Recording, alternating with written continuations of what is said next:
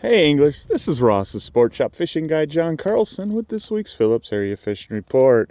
It's 6 a.m. and it is still really dark out. Things have changed a lot in the last month and a half, but the weather's been really weird. A couple of weeks ago, we were out in our ice armor, like we're ice fishing, we're hitting the water. It was a little above freezing, 36, 38 degrees, daytime temps in the 50s.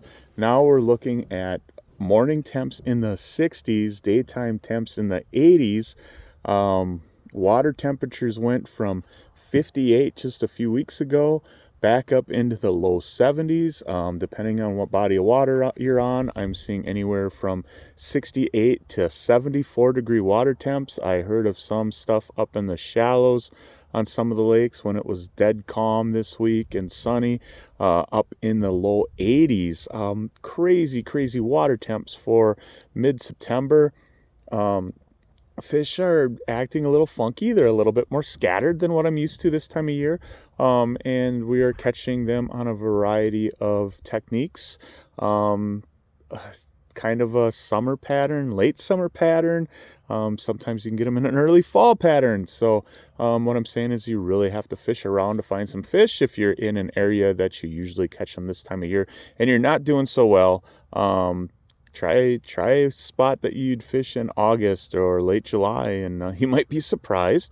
We've been pulling some walleyes out of some shallow brush yet, right tight to the shoreline. We've been pulling some walleyes out of deeper water, and we've been pulling them out everywhere in between. Jig and a fathead minnow, slip bobber and a fathead minnow, jig and a half a night crawler have all been working well for walleyes. Talking to some guys that are trolling and doing well too. Crappies are scattered all over the place as well. Talking to some guys that are catching them shallow up in the brush yet. Picked up a few incidentals while we were walleye fishing out deeper. So crappies are everywhere too. Bluegills seem to be a little bit more consistent with this time of year.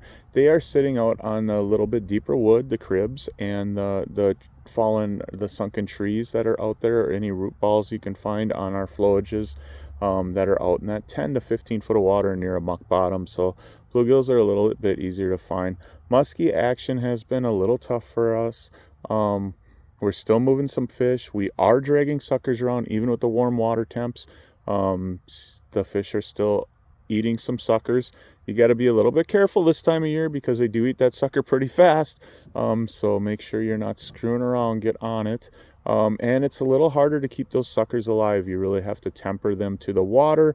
But with a little extra care, you can make them go all day. I usually put an aerator in my bucket with them, and then I'll put some cool water in my live well, and when I get to the lake, I'll put the couple suckers I'm going to use into the live well, and then put a little bit of warmer water, add it a little bit at a time with the aerator going in there just to keep them going, and a lot of oxygen on them, and they've been doing pretty well for me. Looks like maybe some rain in the forecast, a little bit less now than what they kind of predicted earlier in the week, but it's still going to be a gorgeous weekend. Warm temps. Just a nice September weekend. So we have plenty of muskie suckers in stock. We have plenty of crawlers in stock for you sturgeon anglers. We are ready to go for all the fishermen in the area. We also have a lot of archery stuff in stock too, and 2 on-staff bow technicians to help you out if you need some help, even in an emergency. So hope to see you all up here this weekend. Sorry about the darkness. Outside at the boat landing right now, getting ready to put the boat in, and needed to film a report. So good luck and tight lines, everyone.